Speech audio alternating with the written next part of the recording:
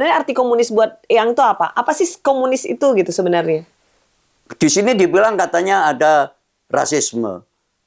Menurut saya rasisme itu ada, tapi yang penting bahwa xenofobi yang ada itu karena ketidaktahuan, Mbak. Di sini kalau orang nggak kenal sama Mbak Dini, oh itu apa? Pakai jilbab lagi, ini dan orangnya nggak putih ini kan nggak tahu.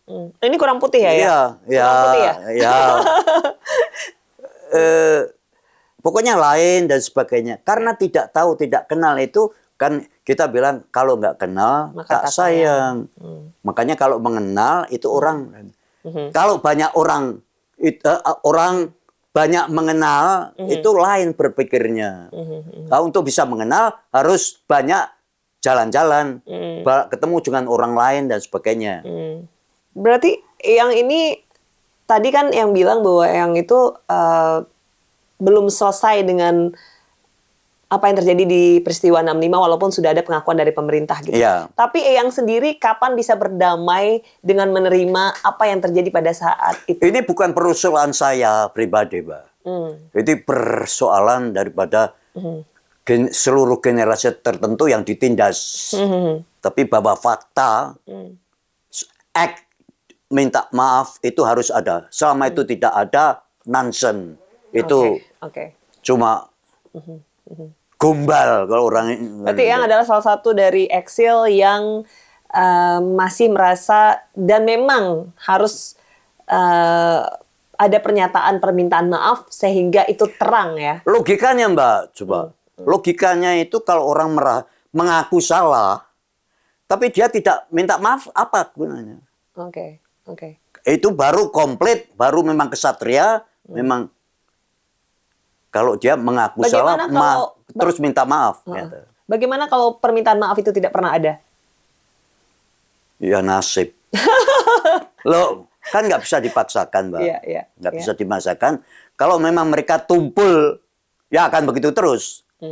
Kalau dia nanti mereka mulai sadar dan kesatria, bermoral, ngakunya kan bermoral, ini agamanya yang paling baik, bangsa yang paling baik, ini yang semua. Karena nggak kenal di luar, Mbak. Apakah yang pernah menangis tentang perjalanan hidup Eyang? Apa yang terjadi di hidup Eyang? Dan kapan terakhir kali Eyang? Saya tidak pernah menyesal apa yang saya lakukan. Karena keyakinan, Mbak, yakin. Tidak pernah ada momen ya ada dong, menangis berkali-kali. Mbak kalau nggak bisa tidur, pikirannya macam-macam. Mbak punya problem di sini, cerita sama saya Mbak nggak bisa tidur, saya juga nggak bisa tidur. Bukan ini saya mengeluh ya, Anda.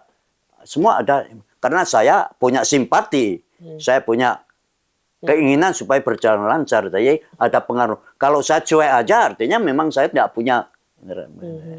Eyang sudah ada buku Kekasih Semusim ya? Iya. Iya. Saya lihat di situ tuh yang, izin saya ambil ya. Iya.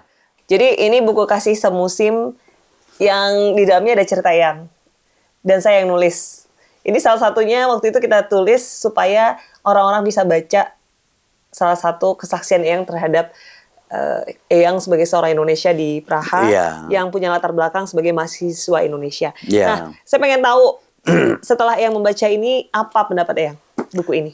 Yang penting bukan soal mengenai saya, Mbak. Yang penting apa yang saya pikirkan, apa yang saya kehendakin, yang saya ingin wariskan dan sebagainya. Yang penting itu. Bukan kok saya ingin supaya terkenal, sama sekali. Saya bukan orangnya yang begitu-begitu ya.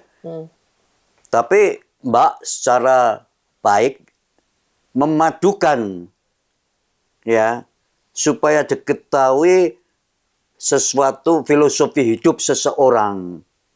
Tapi secara luas dicampur dengan suatu roman. Itu yang hebatnya, Mbak. Kalau Mbak menulis mengenai ide-ide saya dan semuanya secara kaku, tidak bisa terima. Kalau lewat begini mereka bisa terima. Ya. Terakhir ini ada yang dulu anak lahir di sini, anaknya orang Indonesia, bilang, Pak D, saya udah baca bukunya nih.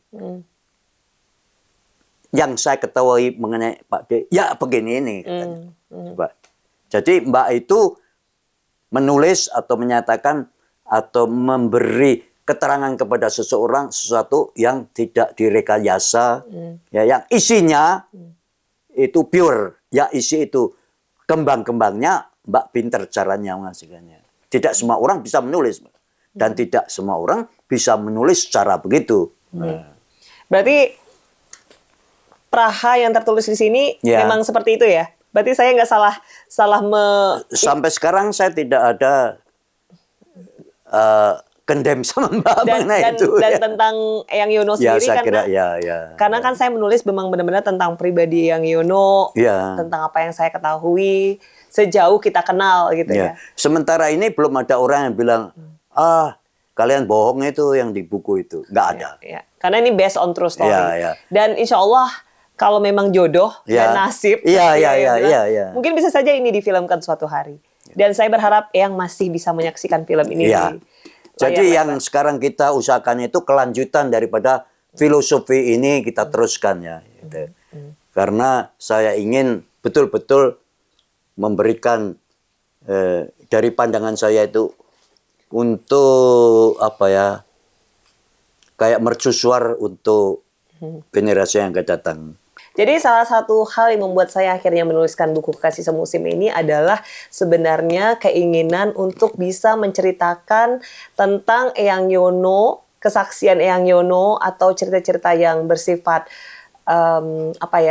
sesuatu yang manusiawi yang seorang anak muda Indonesia yang akhirnya di sini sudah beranak pinak gitu ya, dan akhirnya sudah berusia senja. Itu semua cerita beliau ada di sini. Tujuannya adalah untuk memberikan point of view terhadap anak muda generasi Indonesia, apa yang sebenarnya beliau alami, yang erat kaitannya dengan latar belakang sejarah Indonesia yang sesungguhnya. Dan ini based on true story dari Eyang Yono sendiri. Tujuannya ya tadi itu, selain menceritakan hal-hal yang nyata dengan cara fiksi gitu. Jadi tetap bisa diterima keromantisannya, ada travelingnya ya Yang ya. Ya, dan juga ada asmaranya. Ada sejarah Indonesia yang memang sesuatu yang lahir dari kesaksian anak Indonesia yang menjadi mahasiswa Indonesia di tahun 60-an. Gitu. Salah satu ya. Salah satunya, tentu salah satunya. Dan proyek pertama ini kita lanjutkan proyek kedua yang sekarang ini. Itu sebenarnya kelanjutan dari, dan tidak cuma mengenai saya, Mbak sudah menjalar dengan yang lain-lain. Ya. Karena saya tidak ingin saya satu-satunya yang ditonjolkan di situ mengenai filosofi saya. Yang lainnya itu juga cara berpikir simetris dengan saya. Gitu. Siapa tahu kita dikaruniai Tuhan panjang umur dan sehat. Amin. Ada kelanjutanan lagi. Amin. Makanya. Namun kalau tidak begitu, umpama Mbak harus teruskan itu. Teruskan. Kalaupun saya nggak ada di sini, sudah di dunia ini, Mbak teruskanlah. Misi itu diteruskan untuk menjaga kesinambungan daripada apa yang telah kita selesaikan, kita karyakan.